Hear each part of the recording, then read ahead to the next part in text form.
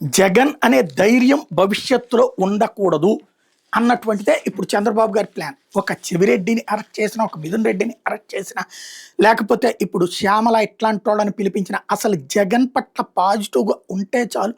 వాళ్ళని శత్రువులుగా చూడాలి, వాళ్ళని గురించి నెగిటివ్గా ప్రచారం చేయాలి. ఫస్ట్ ఫేజ్లో, రెండో ఫేజ్లో ఏదో ఒక దొంగ కేసులు పెట్టాలి, ఏదో ఒక విధంగా వాళ్ళందరినీ కూడా చెడుగా చిత్రీకరించాలి.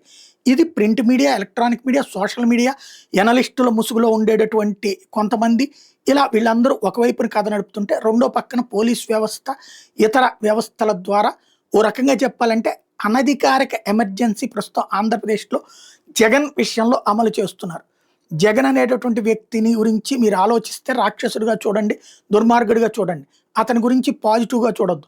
అతని సంక్షేమాలన్నీ వేస్ట్, దానివల్ల రాష్ట్ర నాశనం అయిపోతుంది. అదే సంక్షేమాల్లో ఓ పావు వంతు మేము ఇస్తే రాష్ట్రం బాగుపడిపోతుంది.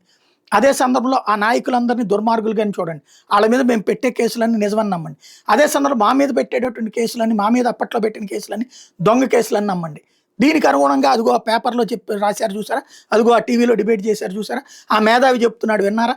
కాబట్టి ఇట్లాగా ఓవరాల్గా జగన్ అనేటటువంటి ఒక ఫియర్ని, జగన్ పేరు తలవాలంటే భయం కల్పించేటటువంటి పరిస్థితిని సృష్టిస్తున్నారు. ఇది ఏ మేరకు సక్సెస్ అవుతుంది అన్నది ఇప్పుడే తేలదు, ఎలక్షన్స్ ముందుగానే.